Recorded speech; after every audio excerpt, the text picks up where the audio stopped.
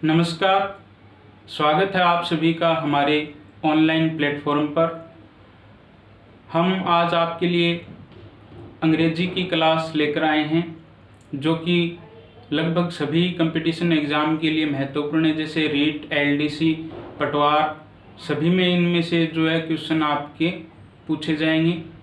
तो अंग्रेजी में जो हमारा आज का जो टॉपिक रहेगा, सबसे पहले हम बिल्कुल बेसिक से ही शुरुआत करने वाले हैं। तो हमारा जो आज का पहला जो टॉपिक है वो हम लेते हैं पार्ट्स ऑफ स्पीच।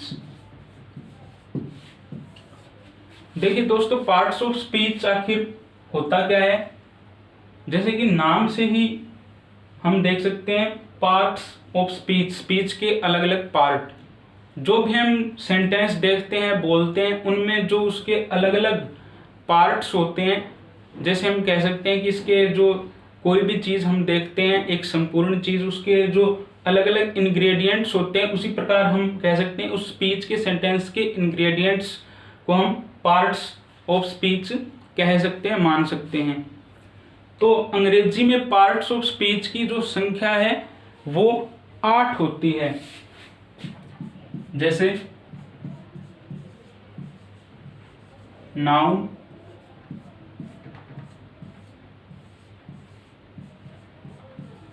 प्रोनाउन, अगला हमारा आता है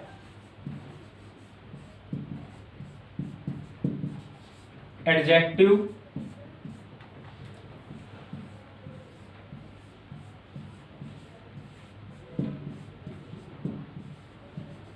प्रीपोजिशन, नंबर 5 आता है वर्ब,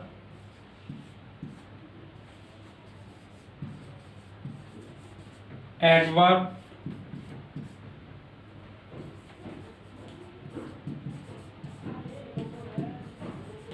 कंजक्शन, और 8वां जो पार्ट्स ऑफ स्पीच है वो है हमारा इंटरजेक्शन। अगर हिंदी में अगर हम इनके नामों को देखें तो नाउन को हम कहते हैं संज्ञा, प्रोनाउन को कहते हैं सर्वनाम, एडजेक्टिव हो गया हमारा विशेषण, प्रीपोजिशन को हम कहते हैं पूर्वसर्ग,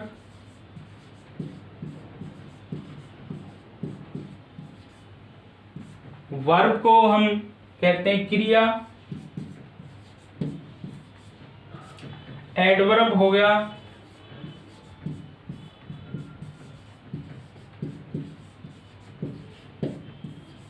क्रिया विशेषण, कंजक्शन को हम कहते हैं संयोजक या फिर समुच्चय बोधक,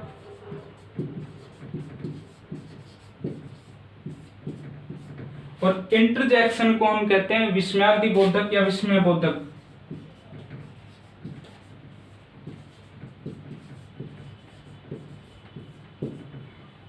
और इसका जो चिन्ह है वो ये होता है दोस्तों, जिसको हम एक्सक्लेमेटरी या एक्सक्लेमेशन मार्क बोलते हैं। ये इंटरजेक्शन का जो है साइन होता है, इसको हम एक्सक्लेमेशन मार्क, एक्सक्लेमेटरी साइन बोलते हैं।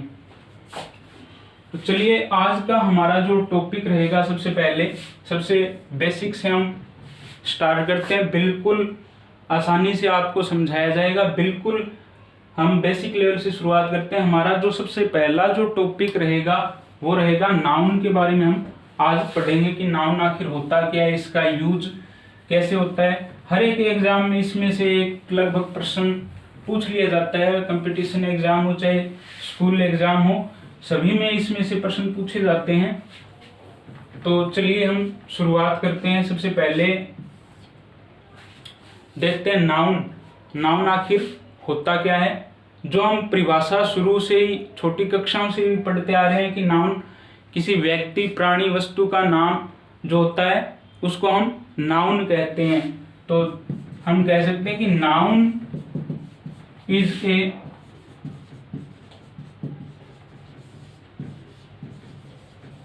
Naming word. लेकिन जैसे जैसे अंग्रेजी को हम एडवांस लेवल तक पढ़ते हैं तो इसकी जो परिभाषा है वो भी हम देखते हैं।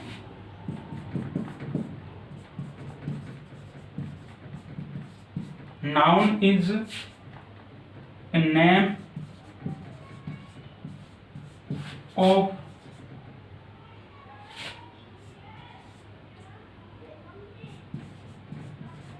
a place,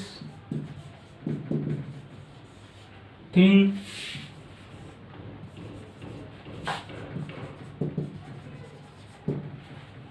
एनिमल, कि किसी स्थान, वस्तु, किसी प्राणी विशेष का नाम जो है उसको हम संज्ञा के रूप में जानते हैं, संज्ञा कहते हैं। अगर हम इसके बाद में क्लासिफिकेशन काइंड्स को पढ़ेंगे, इसके अलग अलग जो भेद हैं संज्ञा के, अगर उनको पढ़ेंगे तो उसके अनुसार वो भेद इस भाषा परिभाषा के अंदर नहीं आ पाते हैं, नहीं आते हैं। तो परिभाषा को हम पूर्ण तभी कह सकते हैं जब सारे जो भेद इसके हैं वो अगर इसके परिभाषा के अंदर आते हैं तो हम इसको परिभाषा को हम सही मान सकते हैं। तो और ज़्यादा इसको एडवांस में देखें तो हम कह सकते हैं कि noun is a name of a place, thing और एन एनिमल।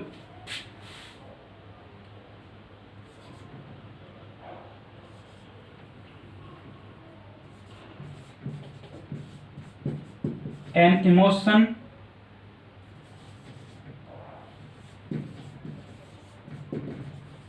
और फीलिंग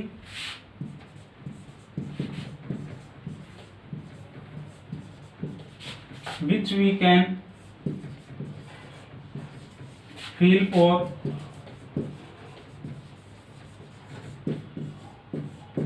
thought of। यानी संज्ञा किसी स्थान, किसी वस्तु, किसी प्राणी विशेष का नाम, किसी हम कह सकते हैं किसी भाव जो हम महसूस कर सकते हैं या जिसके बारे में हम कोई विचार रख सकते हैं, जिसके बारे में हम अनुमान लगा सकते हैं, उन सभी को हम संपूर्ण रूप से संज्ञा कहते हैं। संज्ञा के रूप में इनको जाना जाता है। तो इसके बाद हम संज्ञा के अंग्रेजी में प्रकार पढ़ते हैं कि कितने प्रकार में इसको डिवाइड किया गया है संज्ञा को। तो चलिए देखते हैं kinds of noun.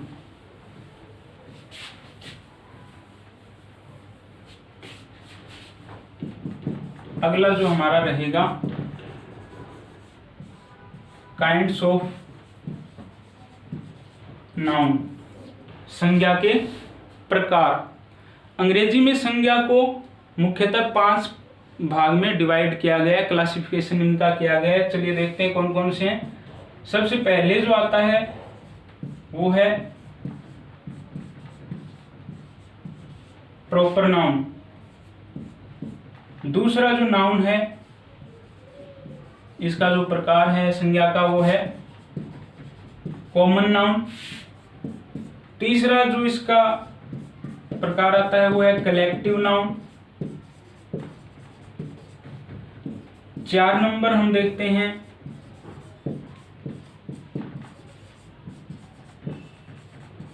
Material noun. और 5वां जो इसका भेद है वो है एब्स्ट्रैक्ट नाउन। अगर देखें हिंदी में इनकी बात की जाए तो प्रॉपर नाउन को हम कहते हैं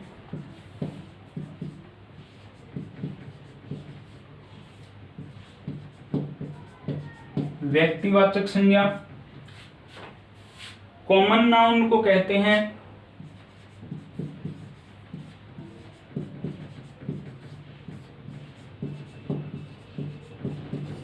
जातिवाचक संज्ञा। कलेक्टिव नाउन को हम कहते हैं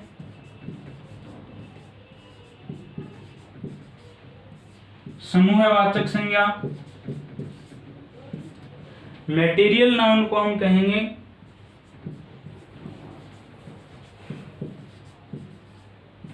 द्रव्यवाचक संज्ञा।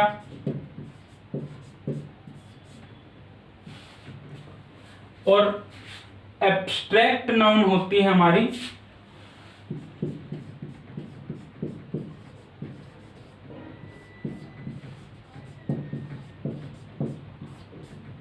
भाववाचक संज्ञा। अगर हम साधारण क्लासिफिकेशन इनका देखें तो ये इनको 5 भाग में बांटा गया है। अगर और एडवांस में अगर हम जो मॉडर्न इंग्लिश पढ़ते हैं इसमें अगर देखा जाए तो प्रॉपर नाउन को प्रॉपर नाउन ही रखा गया है। कुछ विद्वान इसको काउंटेबल में रखते हैं और कुछ अनकाउंटेबल में इसको मानते हैं। और जो जातिवाचक और जो समूहवाचक यानी कॉमन नाउन और जो कलेक्टिव नाउन है इनको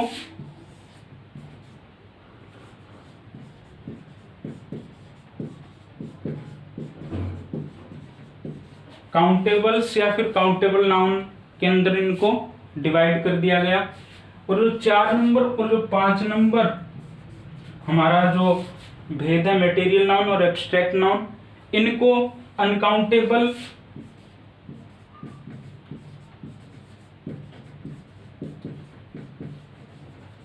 अनकाउंटेबल्स या फिर अनकाउंटेबल नाउन के अंदर माना गया है। जो काउंटेबल नाउन है हमारा वो सिंगुलर और प्लूरल दोनों हो सकता है।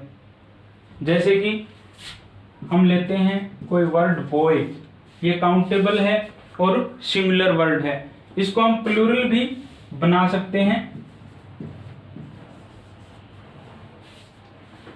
ठीक है, जैसे जो अन्य जो काउंटेबल वर्ड्स होंगे उनको हम सिंगुलर और प्लूरल दोनों में ही ये आ सकता है। सिंगुलर भी हो सकता है काउंटेबल नाउन और प्लूरल भी हो सकता है। उसके बाद आता है जो 2 हमारे जो मुख्य भेद आए थे, मटेरियल नाउन द्रव्यवाचक संज्ञा और एब्स्ट्रैक्ट नाउन भाववाचक संज्ञा, इनको सिर्फ अनकाउंटेबल नाउन में माना जाता है, यानी ऐसी संज्ञाएं जिनको हम गिन नहीं सकते। और अनकाउंटेबल नाउन हमेशा ही सिंगुलर में रहेगा, इसको हम प्लूरल नहीं कर सकते।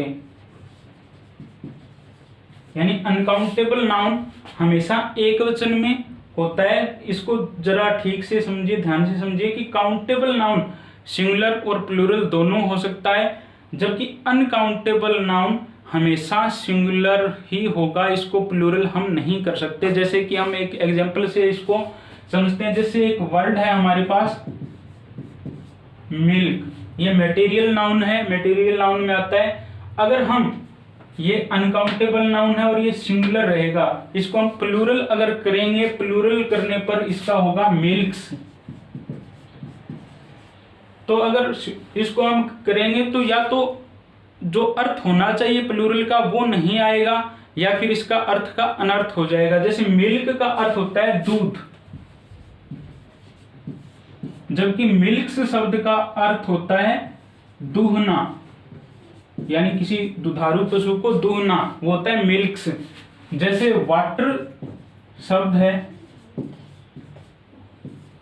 वाटर का अर्थ होता है पानी, तो इसका हम प्लूरल नहीं कर सकते, वाटर्स नहीं हो सकता। अगर वाटर शब्द हम लेंगे तो उसका अर्थ फिर बदल जाएगा और इसका अर्थ होगा वाटर्स, यानी एक लार्ज बॉडी ऑफ वाटर, यानी पानी का कोई जल स्रोत, समुद्र जैसे हम कह सकते हैं। तो इस प्रकार जो अनकाउंटेबल नाउन है वो हमेशा सिंगुलर में ही रहेंगे। जो प्रॉपर नाउन है वो सिंगुलर और प्लूरल यानी काउंटेबल अनकाउंटेबल में आ सकता है, जबकि कॉमन नाउन और कलेक्टिव नाउन इनको हम काउंटेबल में रखते हैं, काउंटेबल नाउन कहते हैं। सिंगुलर प्लूरल दोनों हो सकते हैं।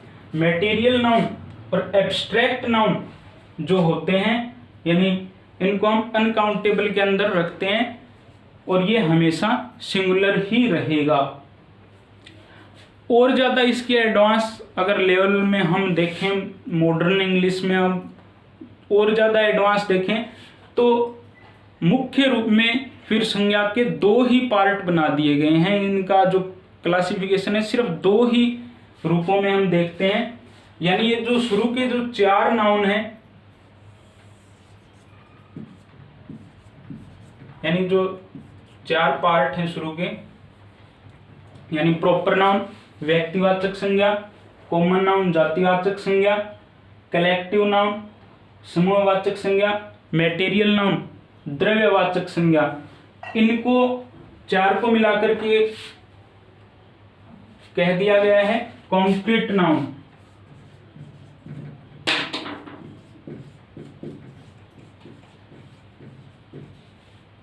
यानी शुरू के जो ये 4 पार्ट हैं इनको कॉन्क्रीट नाउन में डाल दिया गया, और जो 5वां जो इसका भेद है उसको ऐसे के ऐसे ही रखा गया है एब्स्ट्रैक्ट नाउन।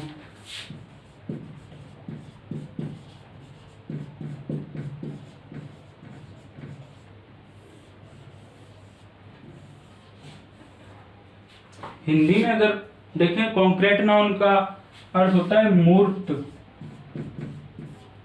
एब्स्ट्रैक्ट अमूर्त, यानी मूर्त यानी साकार रूप, जिनको हम देख सकते हैं, छू सकते हैं, ठीक है, वो सभी आते हैं मूर्त कॉन्क्रीट नाउन में। और एब्स्ट्रैक्ट नाउन में जिसको हम महसूस कर सकते हैं, जिसके बारे में हम केवल सोच सकते हैं, यानी भाववाचक संज्ञा, वो एब्स्ट्रैक्ट नाउन अमूर्त, ठीक है, कहलाती है। तो हम अभी तक जो पढ़ चुके हैं संज्ञा के जो भेद हैं अलग अलग, सबसे पहले इनको मुख्य रूप में साधारण रूप में 5 भाग में डिवाइड किया गया है। फिर थोड़ा और एडवांस देखें तो काउंटेबल नाउन, अनकाउंटेबल नाउन के अंदर विभाजित कर दिया सिंगुलर प्लूरल में।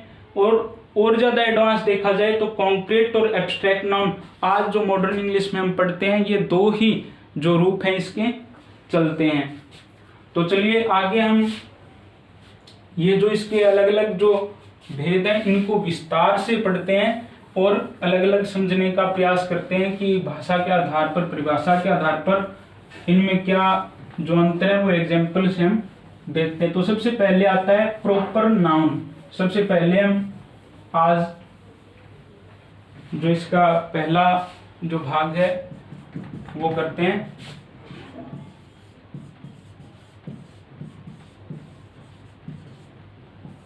Proper noun.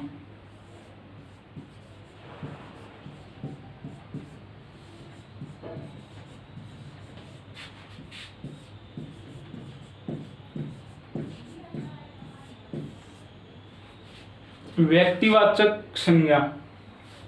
प्रॉपर नाउन की अगर हम परिभाषा की बात करें तो इसकी जो डेफिनेशन होती है वो है proper noun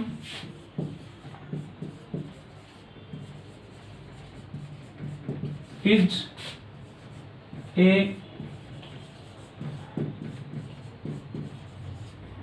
particular name of a person, place,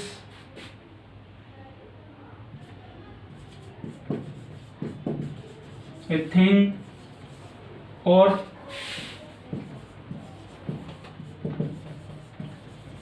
an animal। अगर प्रॉपर नाउन की बात की जाए तो proper noun is a particular name. A particular मतलब किसी व्यक्ति, यानी एक विशिष्ट नाम होगा, एक विशिष्ट नाम दिया होगा, उसको हम प्रॉपर नाउन कहते हैं। चाहे वो किसी व्यक्ति का हो, स्थान का नाम हो, किसी वस्तु का हो, किसी प्राणी विशेष का नाम हो, किसी जानवर का हो, कोई विशिष्ट नाम है उसको हम प्रॉपर नाउन के अंतर्गत रखते हैं। जैसे कि कोई नेम आ गया राम, ये प्रॉपर नाउन है। किसी सिटी का नाम रख दिया हमने जयपुर, ये भी प्रॉपर नाउन के अंतर्गत आता है, ठीक है। कोई भी जैसे ए चेयर, ठीक है, ये भी एक प्रॉपर नाउन के अंतर्गत आता है। तो सबसे पहला जो हमारा भाग है, ठीक है, और उसके जस्ट बाद हम जो देखते हैं कि प्रॉपर नाउन जो होता है अगर वो सिंगुलर है तो उसके बाद जो डिटर्मिनर्स है उससे पहले वो सिंगुलर ही आएगा, ठीक है। इस आधार पर हम देखेंगे कि ये सिंगुलर है या प्लूरल है, प्लूरल में आया है, सिंगुलर में आया है, ठीक है। उसके बाद जो हमारा दूसरा जो भेद आता है उसको हम देखते हैं। उसके बाद 2 नंबर जो क्लासिफिकेशन है नाउन का वो है कॉमन नाउन।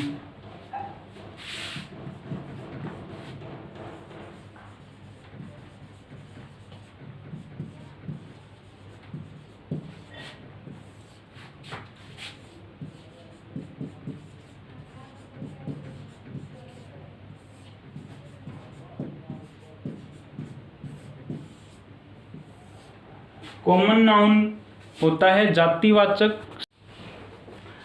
2 नंबर जो हमारा नाउन है वो आता है कॉमन नाउन, जातिवाचक संज्ञा। इसकी हम अगर परिभाषा की बात करें तो common noun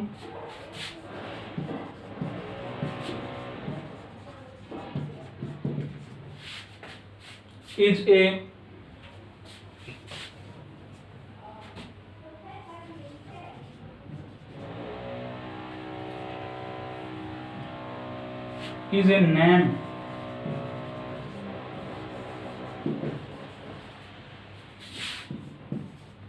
given to common person, thing और प्लेस। जातिवाचक संज्ञा एक नाम होती है जो एक प्रकार के यानी व्यक्ति विशेष या एक प्रकार की एक जैसी सामूहिक वस्तुओं स्थान को दी जाती है, उसे हम कहते हैं कॉमन नाउन। जैसे बॉय शब्द है,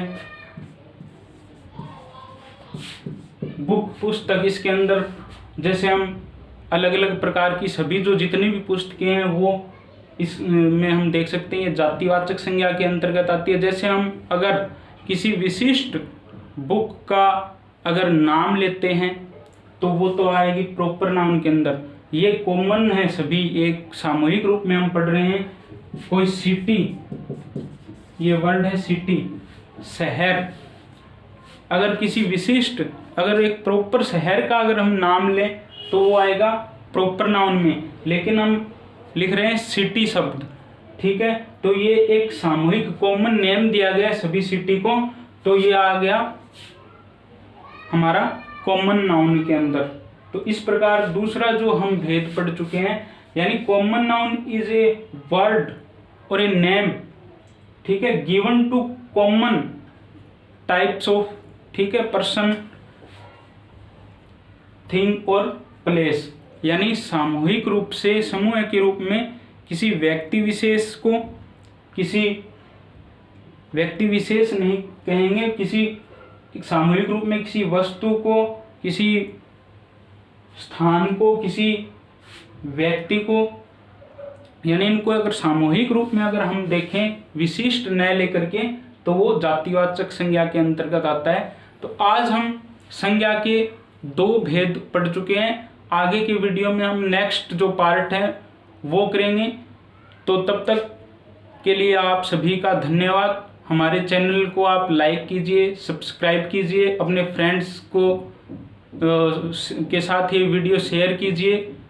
आने वाले दिनों में हम सभी प्रकार के अलग अलग जो आपको ज़्यादा से ज़्यादा मैटर इस चैनल पर उपलब्ध करवाया जाएगा। अलग अलग विषयों के अलग अलग शानदार मैटर आपको जो भर्ती परीक्षाएं अभी होने वाली है उनको ध्यान में रखते हुए ज़्यादा से ज़्यादा शानदार तरीके से अलग अलग विषयों के विषयाध्यापक आपको इस चैनल पर देखने को मिलेंगे। तब तक के लिए आपको धन्यवाद।